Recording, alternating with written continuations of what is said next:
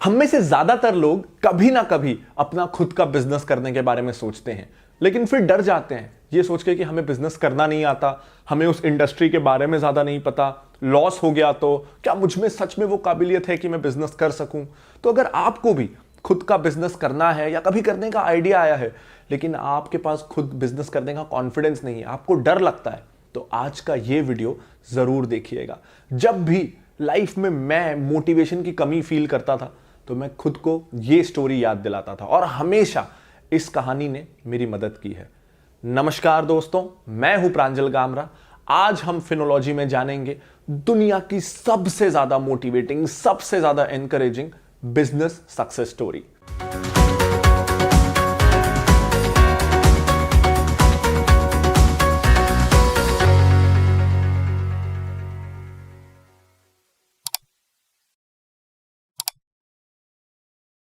In fact ये एक ऐसा वीडियो है जो जब मेरा चैनल में शुरू ही कर रहा था तो इस पे मैं एक वीडियो बना चुका हूं। अनफॉर्चुनेटली तब ज्यादा लोगों ने इसे देखा नहीं था और ये एक ऐसी कहानी है जो मैं चाहता हूं कि ज्यादा से ज्यादा लोग जाने, ज्यादा से ज्यादा लोग इससे मोटिवेट हो, क्योंकि मैं बहुत मोटिवेट हुआ और इसीलिए हो सकता है आप में से कुछ लोगों ने इस कहानी को पहले भी सुना होगा, लेकिन फिर भी ये पूरी वर्थ इट है कि आप इसे दोबारा भी सुन लें।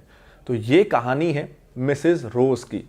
जब वो 13 साल की थी, वैसे वो रशियन ओरिजिन की थी, जब वो 13 साल की थी तो सोवियत यूनियन में जो उथल पुथल चल रही थी उसके कारण उन्हें 13 साल की उम्र में अमेरिका रेफ्यूजी बन के आना पड़ा। उन्हें इंग्लिश नहीं आती थी, अमेरिका की भाषा नहीं आती थी, तो उनको कम्युनिकेट करना वहां बहुत मुश्किल होता था। 13 साल की उम्र में 25 साल उन्होंने मेहनत करके किराना दुकान में काम किया।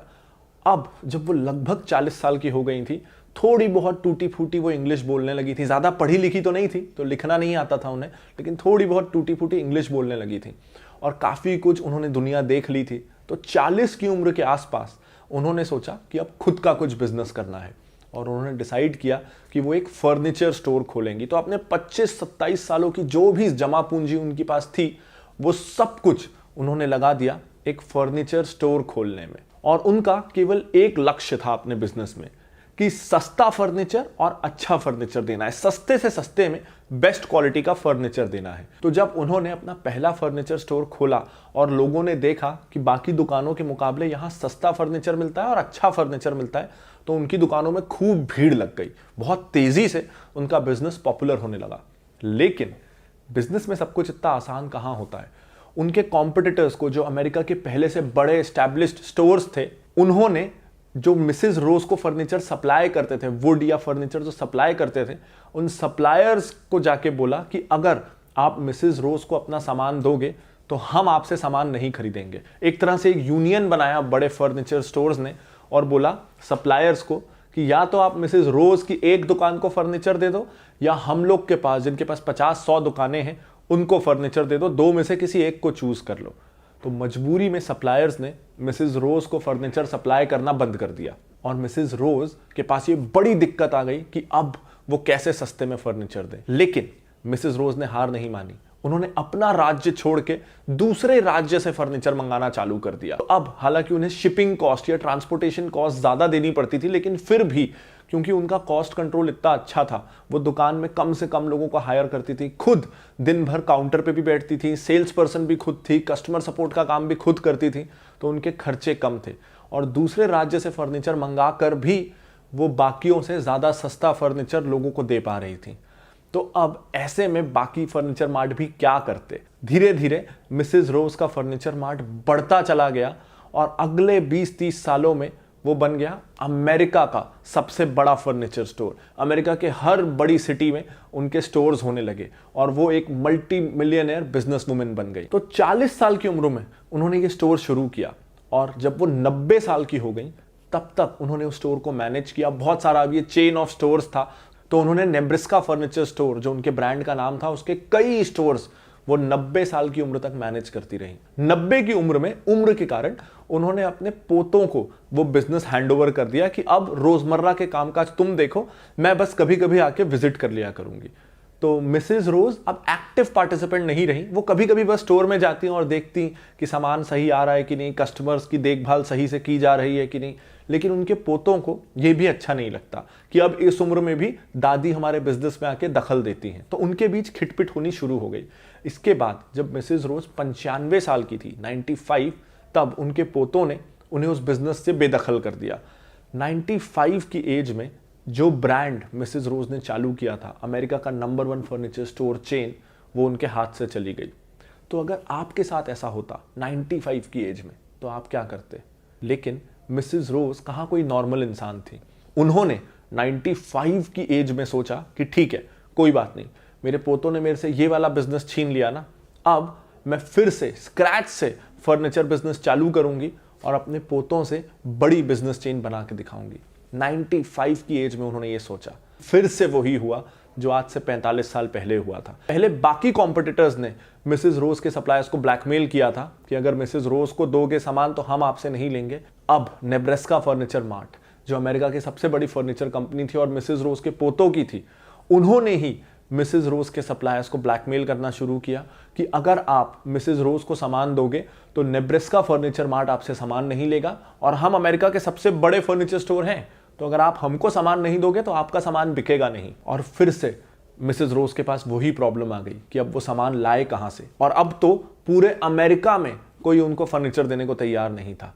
तो अब की बार मिसेज रोज अमेरिका से बाहर से फर्नीचर मंगाया, फिर से अच्छी सर्विस दी, पर्सनल अटेंशन दिया कस्टमर्स को, कस्टमर्स के साथ एक रिलेशन बनाया, अगर प्रोडक्ट डिफेक्टिव होता तो रिफंड देती, हर तरह की वो चीज़ जो एक कस्टमर को चाहिए वो मिसेज रोज ने अपने नए स्टोर में दी। और ये नया स्टोर उन्होंने नेब्रास्का फर्नीचर मार्ट के सामने शुरू किया, जो उनका पहला स्टोर था जो उन्होंने आज से कई साल पहले खोला था, उसके बिल्कुल सामने उन्होंने ये नया स्टोर चालू किया। और फिर से वो ज़्यादा माल सस्ता देने लगी, ज़्यादा अच्छी सर्विस देने लगी, और ये स्टोर पॉपुलर होने लगा। और धीरे धीरे लोग फिर से इस नए स्टोर की तरफ आकर्षित होने लगे। ये कई सालों तक चला। नेब्रास्का फर्नीचर मार्ट की सेल्स कम होती गई, मिसेज रोज की ये नई फर्नीचर स्टोर की सेल्स बढ़ती गई।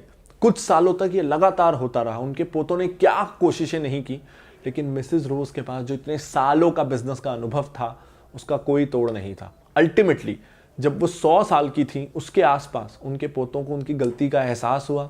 उन्होंने अपनी हार मानी और फिर से मिसेज रोज को ये कहा कि ये दोनों स्टोर्स को मर्ज करते हैं, दोनों कंपनियों को मर्ज करते हैं, और आप जो मर्ज होकर नई कंपनी बनेगी उसकी ओनर आप पूरा नेब्रास्का फर्नीचर मार्ट संभालिए और उसे फिर से पहले के जैसे सक्सेसफुल बना दीजिए। तो 100 साल की उम्र में मिसेज रोज ने दोनों कंपनियों को मर्ज किया, दोनों कंपनियों की वो चीफ बनी, और 104 की एज तक, अपनी डेथ तक, वो नेब्रास्का फर्नीचर मार्ट को मैनेज करती रही। सोचिए ज़रा, हम लोग कई बार 40 साल की उम्र में सोचते हैं कि अब तो उम्र गुजर गई, 50 की उम्र में सोचते हैं, 60 में तो सब सोच ही लेते हैं, लेकिन 60 नहीं, 70 नहीं, 80 नहीं, 95 साल की उम्र में भी एक महिला के पास हिम्मत थी कि वो स्क्रैच से एक नया बिजनेस चालू करे और अपने ही पोतों से लड़ें। कितना इमोशनल अटैचमेंट भी होता है कि मेरा ब्रांड मेरे ही पोतों ने हथिया लिया, अब मुझे उसके खिलाफ ही इस उम्र में जंग लड़नी है। ये सब कुछ उन्होंने किया और उन्हें 100 साल की उम्र में उसकी जीत भी मिली। तो इससे हमें क्या पता चलता है, जब आप भी अपना बिजनेस शुरू करेंगे तो कई गलतियां करेंगे, शायद एक बार असफल होंगे, 2 बार होंगे, लेकिन असफल होते होते आप सीख जरूर जाएंगे कि बिजनेस कैसे करना है, क्या गलतियां नहीं करनी है, कैसे अपने कॉम्पिटिटर्स से मुकाबला करना है। हम में से ज्यादातर लोग अपने लक को, खुद को एक मौका भी नहीं देते। कभी भी अगर आप बिजनेस करने का सोच रहे हैं तो एक बार मैदान में उतरिए तो सही, खुद को मौका दीजिए तो सही, सच में आप खुद को सरप्राइज कर देंगे। तो अगर आपको इस कहानी से मोटिवेशन मिला हो तो प्लीज इस वीडियो को लाइक जरूर कर दीजिएगा, और अगर आपने अभी तक इस चैनल को सब्सक्राइब नहीं किया है तो दबा दीजिए सब्सक्राइब बटन को और बेल आइकन को, ताकि इस तरह की यूनिक मोटिवेशन आपको मिलती रहे।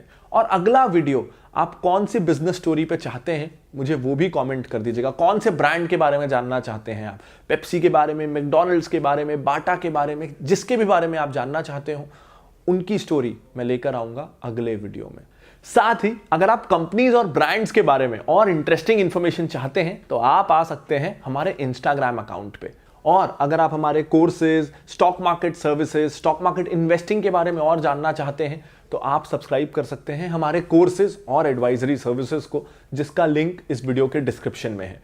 मैं लाता रहूंगा ऐसे और बहुत सारे वीडियोस। तब तक के लिए this is Pranjal Kamra signing off, bye bye.